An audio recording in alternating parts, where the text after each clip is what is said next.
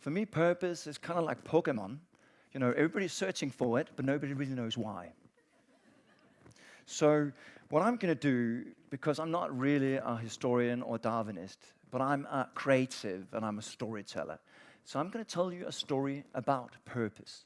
And like in any other good story, there's a villain, an enemy, something you need to overcome to win the princess and the castle and all the money.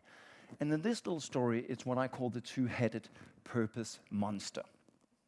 Because too often, and I judge a lot of advertising competitions all around the world, unfortunately too often, purpose seems to be glued onto the brands. It's really not lived. So there's a lot of purpose washing going on, and that's what we're going to explore in this session, and I'm going to come with some monster busters. So some good advice on how to avoid some of these ugly monsters. But the story starts on a faraway planet, the moon, and some of you who are Danish know this little television series, Fjernsyn for Dyr. It's Bamse and Kylling. It's kind of the Danish equivalent of Sesame Street. So you're just going to see one of my favorite characters when I was a kid. Here you go. Godnat, godnat. Nå, farvel, farvel. Farvel igen. Au. Pas lige lidt på, hvor du går, hva'? Ja, altså. Nej. Hey. I can see a lot of international people like, what was that about? Gunnerf. It's not a Danish word. Gunnerf is not a Danish word. It just doesn't really make much sense.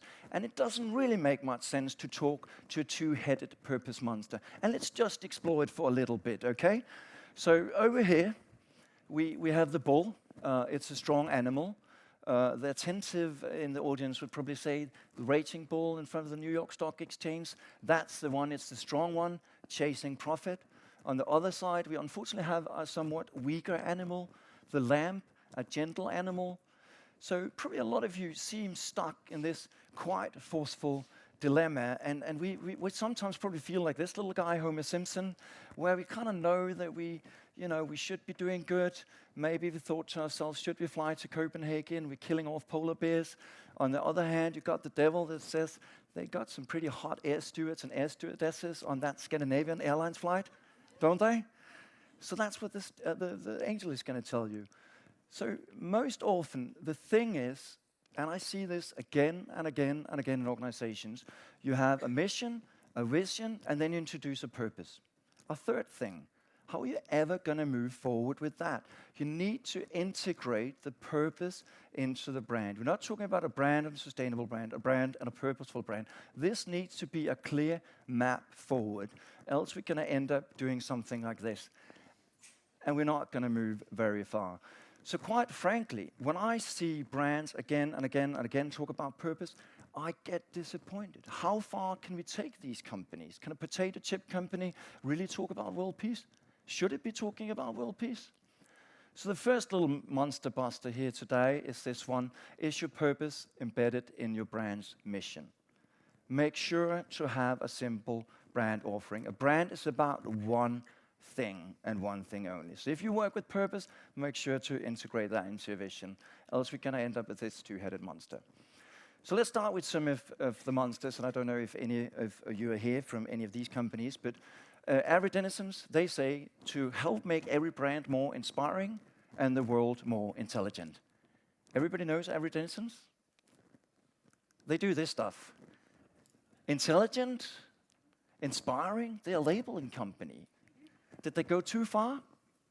I won't judge. This one, saving people money so they can live better. Walmart. I've got to acknowledge Walmart for a lot of the stuff they have done within health recently. But probably for the ones of you from the US, you've been in a Walmart, right? There's a category of people, they're called Walmartians. They look like this. I mean, really? Are we fighting for healthy lifestyles? So the other monster bust I want to ask you about is really this one. How many of your products and services are aligned with your purpose? Before you can claim this. How many healthy products does Walmart sell?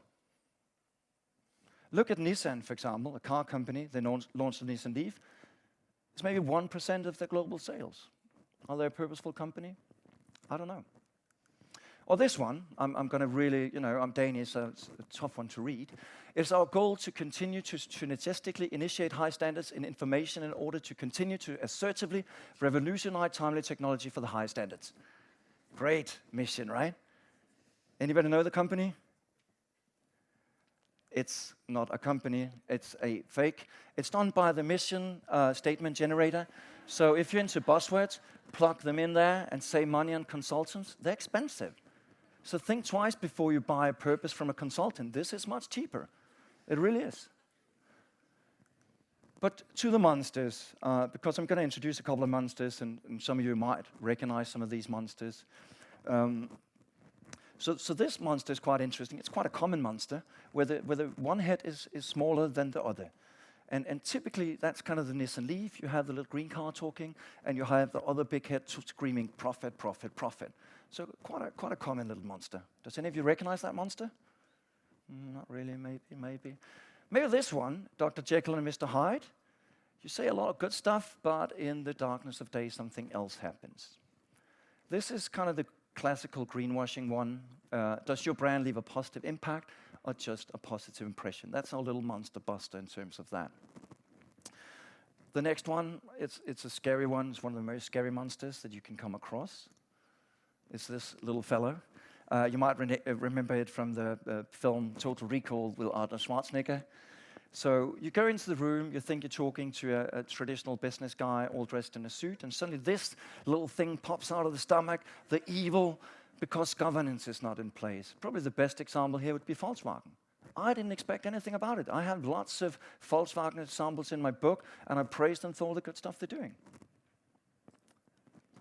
The last one of the monsters, a very common one, especially in a Danish context, because we Danes don't like to brag. We don't like to talk about all the good stuff we're doing. So suddenly we turn from this office Clark Kent into Superman, and nobody really believes you. You need to start that journey. You need to talk about these things. People want to hear about them. And the next thing I want to talk about is make sure that purpose is not generic. If you look at materiality issues, if you look at all that stuff, most industries are faced with the same challenges, so you come up with the same purposes and mission statements like this. This is HSBC and Nordea, a Danish Nordic bank, and pretty much the same thing. Fulfill their hopes and realize their ambitions, fulfill your goals and dreams. Two very close statements. So think about how you can differentiate yourself, because again, we talk about the brand. You need to find a unique standpoint. I don't know how many of you actually can say your company's vision, mission, and purpose, if you have something like that, and then try and add 5 values. Somebody want to try it? What company are you from? I formerly worked for P&G. Good, let's see, what are their purpose? Improving life. Mission? Something along those lines. Vision, value. And we expect consumers, we expect clients, we expect customers to remember this stuff. Nobody can. Make sure that you have something unique on mind.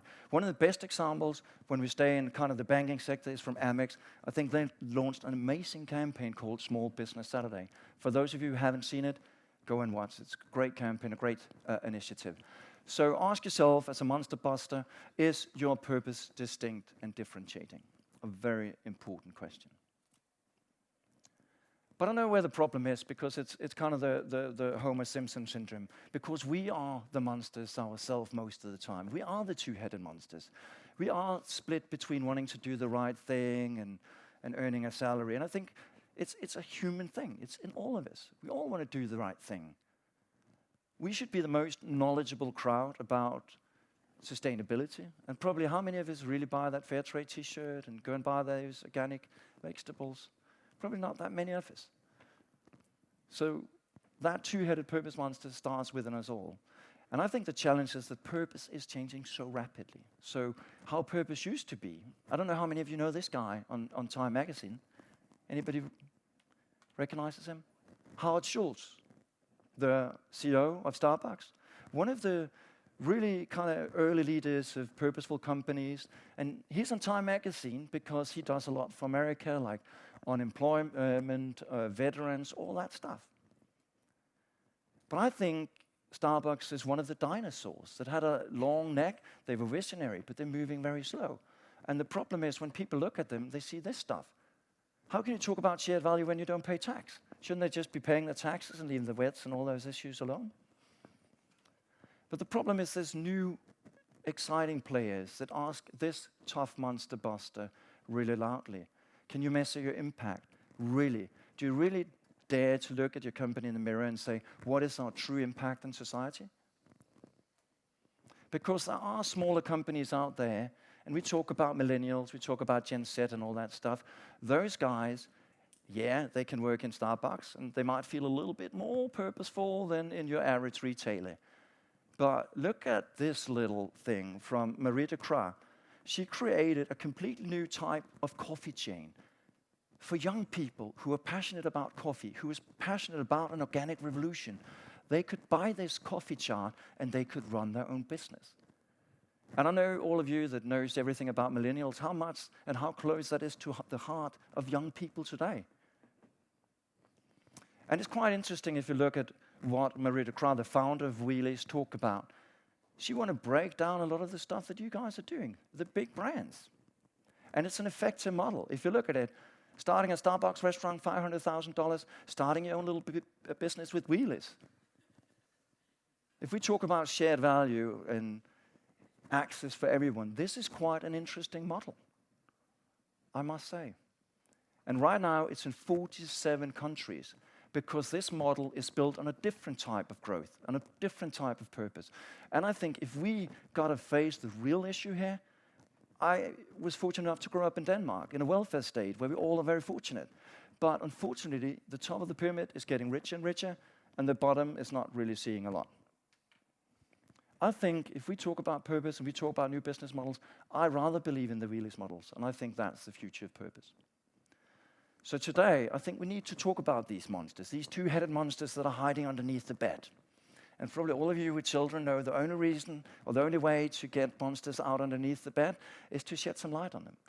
To talk about these issues openly, to talk about the elephant in the room, and to call out these two-headed monsters. That's the only way we can succeed. So my best and final advice is really this. To recognize bullshit, nose is better than ear. And I can tell you one thing, because I have a pretty big nose, so it rings true with me. So thank you so much for listening in on how to kill purposeful monsters. Thank you.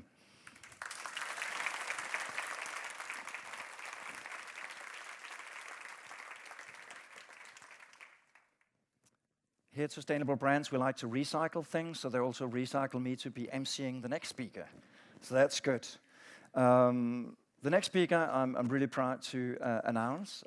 He is the CEO of not just this beautiful building, but all the Carlson residences around the world.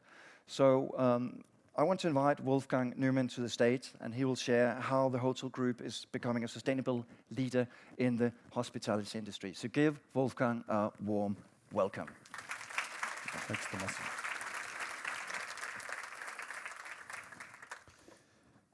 So from Danish English to Austrian English, and from the people who tell you how to do things, the consultants who have such beautiful words and all the wisdom, to the business reality.